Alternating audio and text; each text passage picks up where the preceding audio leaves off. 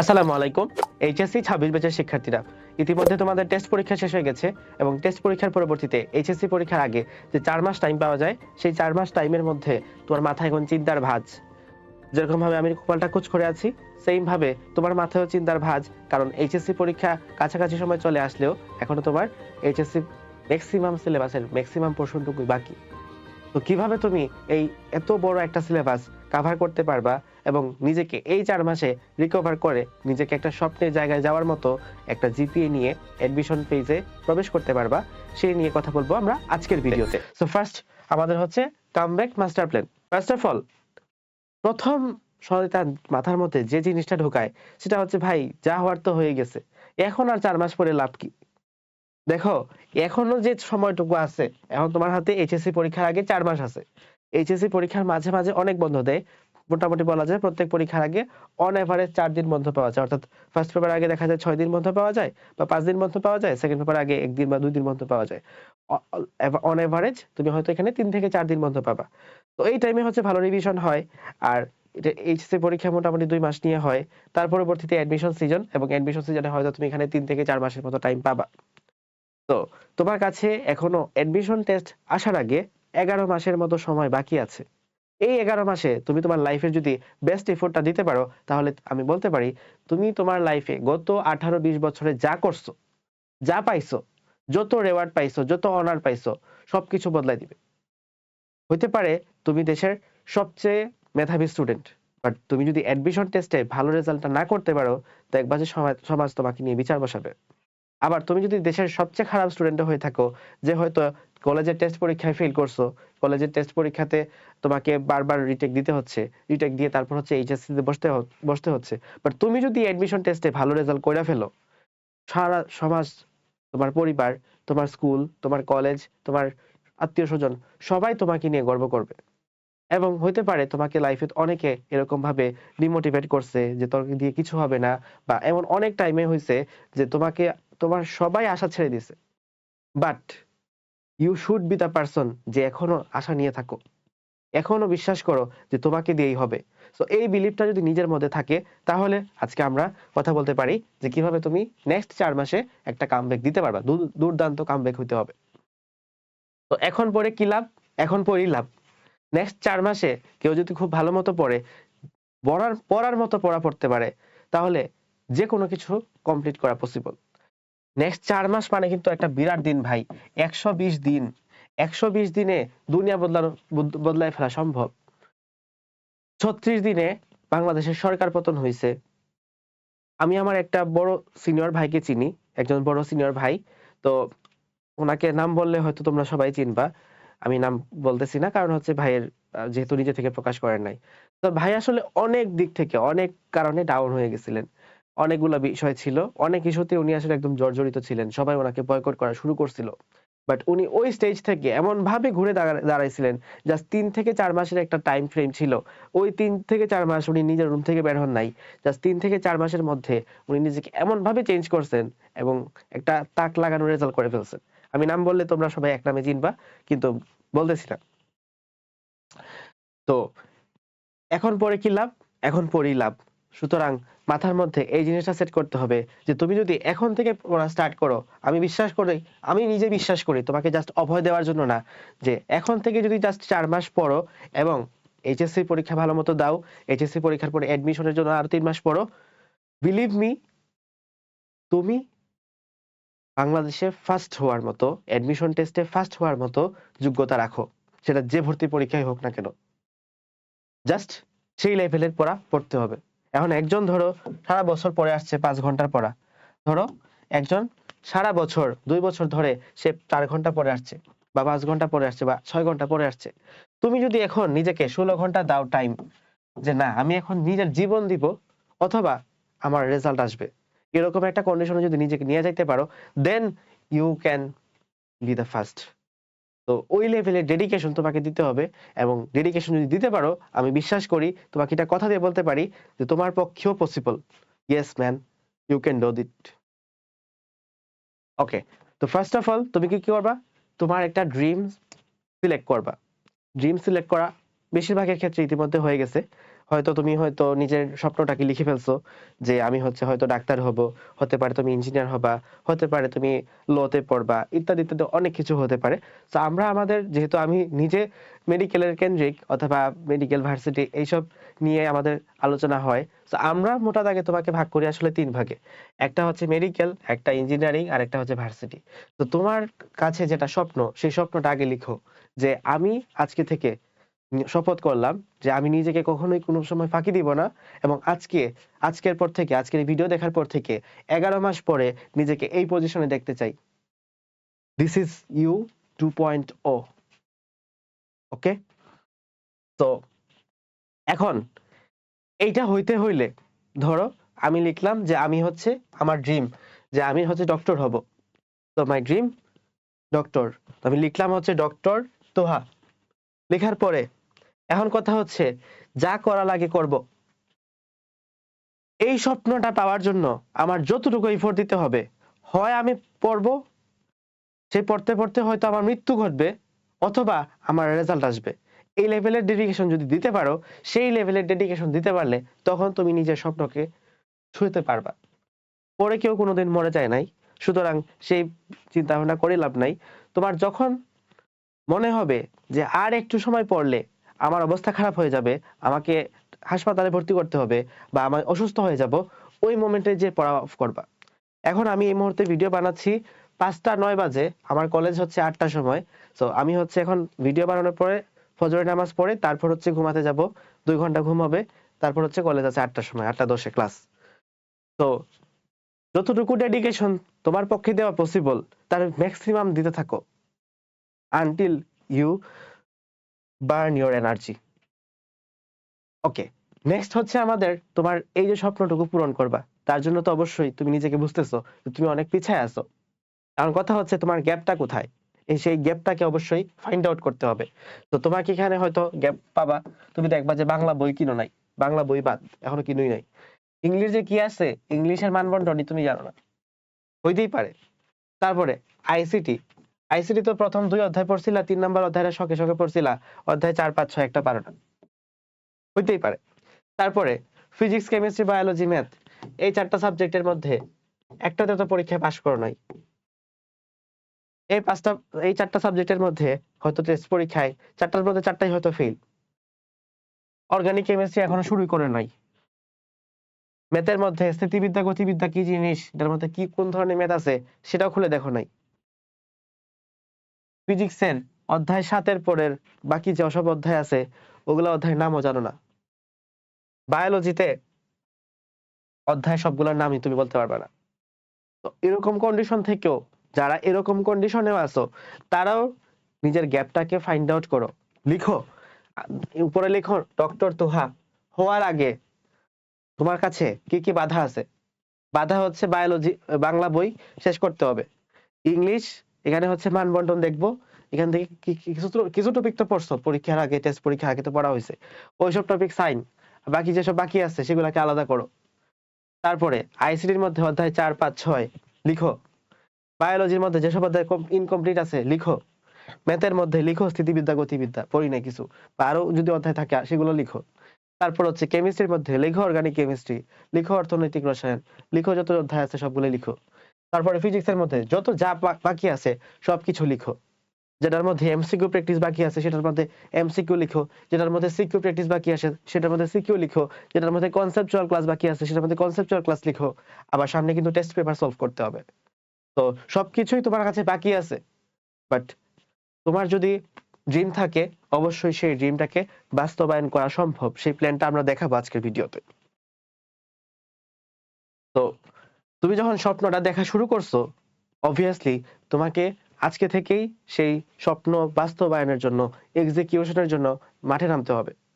তুমি সারাদিন ধরে খালি প্ল্যানই করলা যে এটা করব এটা করব, কিন্তু তুমি এক্সিকিউশনে নামলা না, তাহলে লাভ নাই। তোমাকে যে প্ল্যানই করো সেই প্ল্যানটা এক্সিকিউশনের জন্য যেদিন প্ল্যান করতেছো সেদিনই এক্সিকিউশন নামা শুরু করতে হবে। এক্সিকিউশনের প্ল্যান করবা, বুঝছো? শুধু নিচে একটা স্বপ্ন দেখছি, আই হ্যাভ এ ড্রিম, এটা বলে লাভ নাই। তোমাকে এক্সিকিউশনের প্ল্যান করতে হবে। তো আজকে থেকেই স্টার্ট করবা, এই ভিডিও দেখার পর থেকেই তুমি এক্সিকিউশনে চলে যাইতে হবে। নেক্সট, নেক্সট 11 মাস সময় তোমার হাতে বাকি আছে।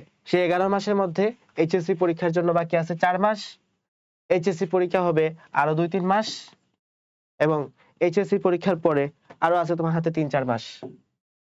এই যে সময়টুকু মোটামুটি ডিসেম্বর মাসের মধ্যে তোমার হয়তো ম্যাক্সিমাম ইউনিভার্সিটির বা মেডিকেলের ভর্তি পরীক্ষা হয়ে যাবে এবং এই টাইমের মধ্যে নিজেকে যদি একটা নতুন পরিচয় দেখতে চাও, তুমি কি চাও না যে আজকে থেকে 1 বছর পরে তোমার একটা নতুন নাম হোক, তোমার একটা নতুন পরিচয় হোক, তুমি নিজেকে একটা নাম, নিজের পরিচয়টা দেওয়ার সময় একটা গর্বে নিজেকে একটা আলাদা মর্যাদায় অধিষ্ঠিত করতে পারো? তুমি কি চাও না তোমার বাবা মার মুখে একটা দৃঢ় কণ্ঠে এই কথাটা বলাতে পারো যে আমার ছেলে অমুক মেডিকেলে পড়ে, আমার ছেলে অমুক ভার্সিটিতে পড়ে? সেটা যদি চাও তাহলে তো ভাই এক্সিকিউশন করতে হবে। সেই এক্সিকিউশনের জন্য তোমাকে আগে চিন্তা করতে হবে যে তোমাকে আসলে কি কি জিনিস আটকায়। হইতে পারে তোমাকে এখানে হইতে পারে যে তোমার ফোন আটকায়। ফোনের এডিকশন একটা এডিকশন হইতে পারে, খুবই গুরুত্বপূর্ণ এডিকশন। এখন তুমি এই ফোনের এডিকশন থেকে কেমনে বাঁচবা? ফার্স্ট অফ অল ভাই, ফোনের এডিকশন থেকে বাঁচার জন্য তোমার যত সোশ্যাল মিডিয়া আছে, যেসব সোশ্যাল মিডিয়া তোমার পড়াশোনা নাই, অর্থাৎ ইনস্টাগ্রামে কি তুমি কোনোদিন কোনো ক্লাস করছো? বাদ। টিকটকে ক্লাস করছো? বাদ। যেসব জায়গায় তোমার পড়াশোনা নাই, ইউটিউবে লাগবে, কারণ ইউটিউবে তোমার ক্লাস লাগবে। বা ধরো যদি কোথাও ভর্তি থাকো বা কোনো ওয়েবসাইটে ক্লাস থাকে তাহলে ওয়েবসাইট লাগবে। তো যেসব জায়গায় তোমার ক্লাস নাই ওগুলো বাদ। এই ফোন থেকে আর কোনো অ্যাপই থাকতে পারবে না। পড়াশোনা ছাড়া এই ফোনে আর কোনো অ্যাপই থাকার দরকার নাই। Not a single app. তারপরে নেক্সট প্রসিডিউর, এখানে হচ্ছে তোমার সকল ধরনের সোশ্যাল মিডিয়া প্ল্যাটফর্মকে একটা জায়গায় নিয়ে আসতে হবে। তোমার তো মেসেঞ্জারে চ্যাট করার দরকার নাই, আবার হোয়াটসঅ্যাপে চ্যাট করার দরকার নাই, আবার টেলিগ্রামে চ্যাট করবা, আবার ইমোতে চ্যাট করবা। এত জায়গায় চ্যাট করে তো লাভ নাই, দরকার নাই। যত মানুষ আছে তোমার সাথে কমিউনিকেট করা লাগবে। তোমার কয়জন মানুষ চিনেই ভাই? কয়টা মানুষ তোমার চিনেই? সেই কয়টা মানুষে তুমি হোয়াটসঅ্যাপে নিয়ে আসো অথবা টেলিগ্রামে নিয়ে আসো। অর্থাৎ একটা মাত্র সোশ্যাল মিডিয়া প্ল্যাটফর্ম ইউজ করো। মেসেঞ্জার ইউজ করার দরকার নাই। হোয়াটসঅ্যাপ ইউজ করো বা টেলিগ্রাম ইউজ করো, বা ম্যাক্সিমাম ক্ষেত্রে টেলিগ্রামটা ইউজ করা বেটার, যেহেতু ওখানে অনেক বেশি রিসোর্স পাওয়া যায়। তো আমরা হচ্ছে সব ধরনের সোশ্যাল মিডিয়া থেকে একটা সোশ্যাল মিডিয়া প্ল্যাটফর্মে সুইচ করব। একটা সোশ্যাল মিডিয়া প্ল্যাটফর্ম, বাকি সবকিছু থেকে কোয়াইট। নেক্সট কথা, এই যে ফোনের এডিকশন, ফোনের এডিকশন এর রিজন কি? যদি গেম হয়ে থাকে তাহলে গেমের যত গেম আছে সব গেম বাদ, একদম কেটে দাও। যেদিন একবার হলো গেম খেলবা সেদিন মনে করবা যে তোমার স্বপ্নের মৃত্যু হয়ে গেছে, যে স্বপ্নটা তুমি আজকে এই মুহূর্তে শুনছিলা, এই মুহূর্তে দেখছিলা। যদি তোমার কাছে ফেসবুকে র্যান্ডম স্ক্রল হয়ে থাকে, ফেসবুক কেটে দাও। ফেসবুকে তো এমন কিছু মহাভারত নাই রে ভাই। ওই ফেসবুকে যদি না থাকো তাহলে এমন কিছু কি আসবে যাবে? লাস্ট 1 মাসে বা 2 মাসে কি পরিমাণ ইস্যু ফেসবুকের মধ্য দিয়ে গেছে। তো ফেসবুক থেকে যেখান থেকে তোমার ডিস্ট্রাকশন আসে সবগুলো ডিস্ট্রাকশনের ওয়ে বন্ধ করো। হইতে পারে তোমার এখানে গার্লফ্রেন্ড থাকতে পারে বা বয়ফ্রেন্ড থাকতে পারে। সেই গার্লফ্রেন্ড বা বয়ফ্রেন্ডে বলো যে ভাই, মানে সাদা নিশানা টাঙায় রাখো যেন আবার ডিস্ট্রাকশনটা না আসে। তারপরে ফোনের বাইরে কি হইতে পারে ভাই? ফ্যামিলি প্রবলেম একটা মেজর ইস্যু হতে পারে, ফাইন্যান্সিয়াল ইস্যু হতে পারে, তোমার ফ্যামিলির মধ্যে সম্পর্ক ভালো না। তো এই যে বিষয়গুলো আছে, এখানে তোমার কি হবে? এখানে তুমি হচ্ছে নীরবতা, এটা হচ্ছে তোমার একটা ফুয়েলে কনভার্ট করো। একটা ফুয়েলে কনভার্ট করো যে ভাই, আমি যদি আজকে থেকে 1 বছর পরে একটা ভালো জায়গায় যেতে পারি, ধরো আমার ফ্যামিলির প্রবলেম, আমি একটা ভালো জায়গায় গেলাম, সেখান থেকে যদি একটা ভালো এডটেকে বা ভালো একটা প্রতিষ্ঠানে, ভালো কোনো কোচিং এ অথবা কোনো টিউশনও যদি যোগ করি, বা নিজে কোনো স্টুডেন্টদের অনলাইনে পড়াই, তাইলেও তো আমি মোটামুটি আমার ফ্যামিলিকে একটা সার্ভিস দিতে পারবো। তো আমার কাছে সেই অপরচুনিটিটা থাকা সত্ত্বেও, জীবনে সেই সুযোগটা আমার কাছে থাকা সত্ত্বেও, আমি যে নিজের সাথে, নিজের ফ্যামিলির সাথে, সবার সাথে আলটিমেটলি সবচেয়ে বড় ক্ষতিটা তো নিজের করি। সো নিজের সাথে যে এত বড় একটা বেইমানি করলাম, সেটা কি কোনোদিন ক্ষমা করতে পারবা? নিজেকে একটু প্রশ্ন করো। তো এইটা হচ্ছে তোমার একটা গুরুত্বপূর্ণ বিষয়, ফ্যামিলি প্রবলেম। এর বাইরে কি আটকাতে পারে? ফ্রেন্ডশিপ। অমুক বন্ধু তমুক বন্ধু, এত বন্ধুর কি দরকার রে ভাই? আমার পুরা কলেজ লাইফে একটা সিঙ্গেল বন্ধু ছিল না। বন্ধু ছিল বলতে ঠিক আছে, ভালো বন্ধু, ঠিক আছে, তুমি হচ্ছে অমুক সাবজেক্ট পড়ছো কিনা, এই হাবি জাবি হ্যান ত্যান, এক্সট্রা কোনো ধরনের আনঅফিশিয়াল কোনো কথাই নাই, ইনফর্মাল কোনো কথাই নাই। তো অবভিয়াসলি ফ্রেন্ড থাকলে ভালো, 1-2 জন ফ্রেন্ড থাকলে ভালো, পড়াশোনা শেয়ার করা যায়, বাট যদি না হয় একলা চলো। আর যদি বেশি হয়ে যায় তাহলে যেগুলো থেকে তোমার সময় কাটে সেগুলো বাদ দাও। বেশি ফোন দিয়ে ডিস্টার্ব করলে ইগনোর করা শুরু করো, ইগনোর করলে এমনিতে চলে যাবে। তো আলটিমেটলি তোমার যত ধরনের ডিস্ট্রাকশন আছে সব ধরনের ডিস্ট্রাকশন কাট অফ করো ফ্রম ডে 1। তাহলে তোমার থেকে আর কোনো ধরনের কোনোভাবে তুমি আটকায় যাবে না। এর বাইরেও আরো বেশ কিছু খারাপ কাজ হইতে পারে, সেসব খারাপ কাজ কথা এখানে লিখলাম না, but ultimately you have to shut off this. Next, এখন যখন তুমি প্রিপারেশন নিবা দেখবা যে তোমার প্রিপারেশন কিন্তু মানে নাই, তুমি কিছুই পড়া নাই রে ভাই, তোমার সবই পড়া বাকি, সবই পড়া বাকি। এই মুহূর্তে যদি তুমি এইচএসসি মডেল টেস্ট দাও, কোনো মডেল টেস্ট প্রোগ্রামে ভর্তি হও, তুমি অনেক বেশি ডিপ্রেসড হয়ে যাবে। তুমি যে লিখছিলা ডক্টর অমুক, তুমি ওখানে লিখবা এইচএসসি ফেল অমুক, মনের মধ্যে এটা আসবে, কারণ তুমি পুরো সিলেবাসে তোমার বাকি। তো এখন তোমার পড়ার সময়, পরীক্ষা দেওয়ার সময় না। পরীক্ষা সে দিবে যার একবার এইচএসসি সিলেবাস ভালো মতো কমপ্লিট হয়েছে, এইচএসসি সিলেবাস যে কমপ্লিট করছে, এখন সে রিভিশন দিয়ে তারপর হচ্ছে মডেল টেস্ট দিবে। তুমি তো পড়োই নাই, তো রিভিশন দিবা কই থেকে? সো যেতে আসতে এত সময় নষ্ট করার দরকার নাই, নিজের টাইমটাকে একটু সেভ করো এবং সেই টাইমটা দিয়ে নিজের এনার্জিটাকে সর্বোচ্চ লেভেলে নিয়ে যাও এবং সেই এনার্জি দিয়ে নিজের সাকসেস স্টোরিটা লিখো, কামব্যাক স্টোরিটা লিখো, যেন আজকে থেকে 1 বছর পরে মানুষে বলতে পারো যে ভাই আমি শেষ 4 মাসে পরে, শেষ 4 মাসে লাস্ট কিছুদিন একটা ফাইট দিয়ে নিজের লাইফের একটা আমূল পরিবর্তন নিয়ে আসতে পারছিলাম। আমি আমার লাইফে গত 18-20 বছরে যা পাই নাই সেটা আমি জাস্ট 1 বছরের পরিশ্রমের মাধ্যমে নিজের লাইফের নতুন একটা গল্প কথা লিখতে পারছি।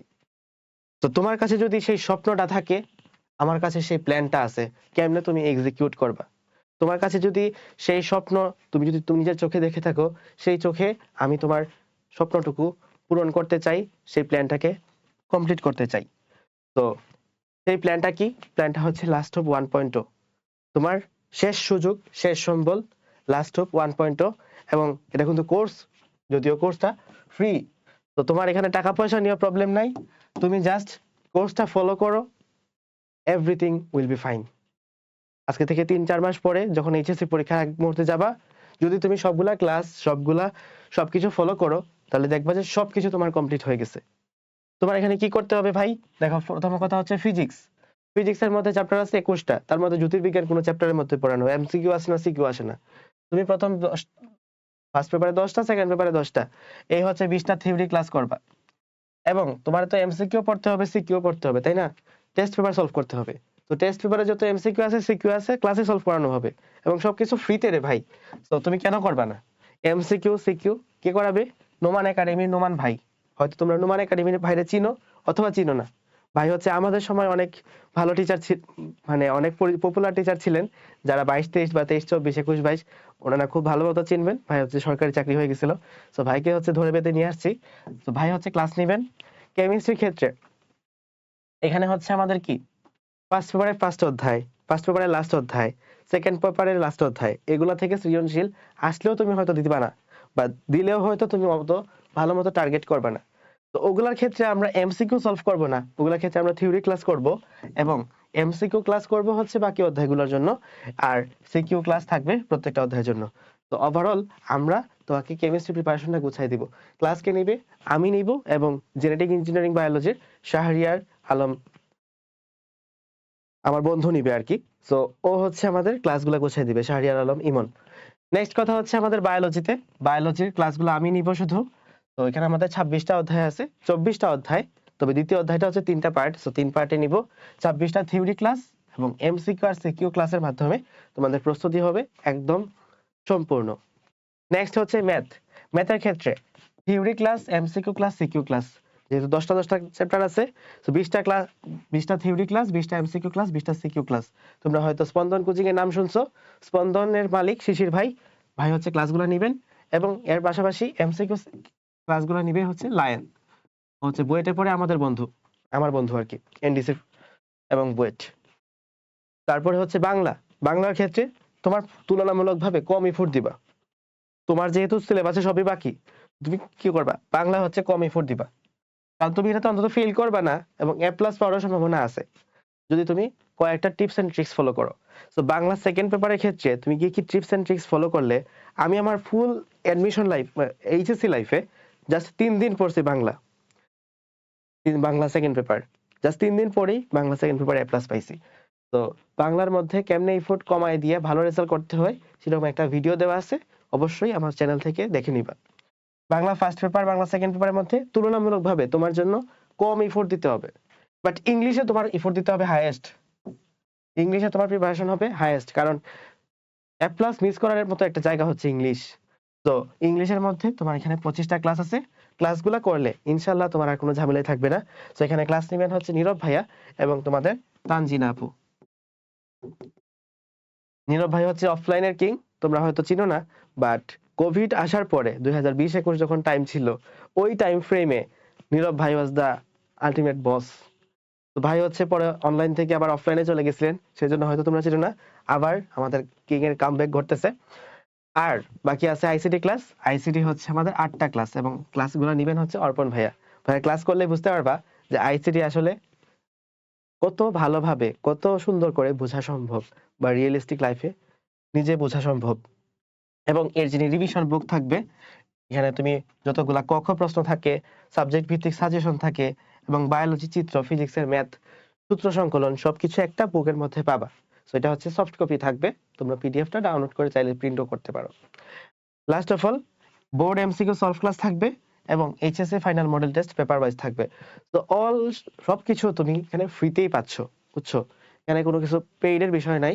তো এটা হচ্ছে আমরা আমাদের মেইন যে pre medical and medical course, সেই কোর্সের আন্ডারেই হচ্ছে এটা একটা অংশ আমরা ফ্রি করে দিচ্ছি।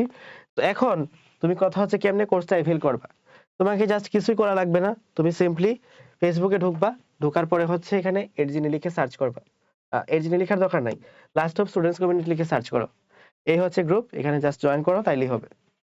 তুমি এখানে জয়েন করতেছো, তো আলটিমেটলি তুমি এখান থেকে ক্লাসগুলো পেয়ে যাবা। এবং অবশ্যই অবশ্যই আমাদের ওয়েবসাইটেও একটু জয়েন করে রাখবা, এখনো হচ্ছে আমরা ওয়েবসাইট এটা লঞ্চ করি নাই, তবে খুব দ্রুতই তুমি পেয়ে যাবা। তুহা সব লিখে সার্চ করবা, এখানে হচ্ছে আমাদের এরজিনি প্রোগ্রাম, ডক্টরওয়ালা প্রোগ্রাম, দুইটাই আছে। সো তুমি চাইলে হচ্ছে যে কোনো একটাতে, তুমি তো এরজিনিতেই ঢুকবা, ডক্টরওয়ালা হচ্ছে এমবিবিএস স্টুডেন্ট যারা, তাদের জন্য আমরা পড়াই। তো তুমি হচ্ছে এখানে কিছুদিনের মধ্যেই বা এক দুই দিনের মধ্যেই লাস্ট হোপটা চলে আসবে। তো লাস্ট হোপ এখানে যখন তুমি পাবা তখন সেখানে হচ্ছে ইনরোল করে নিবা, ফ্রিতেই ইনরোল করতে পারবা। তো অল সবকিছু ছিল আসলে তোমাদের একটা কামব্যাক দেওয়ার মতো, উপরে আল্লাহ, নিচে তুমি, সাথে আমি, ইনশাল্লাহ এবার তোমার কামব্যাক স্টোরি নিজের হাতে লিখবা, সেই আশা নিয়ে আজকের মতো এখানেই শেষ করছি। আল্লাহ হাফেজ।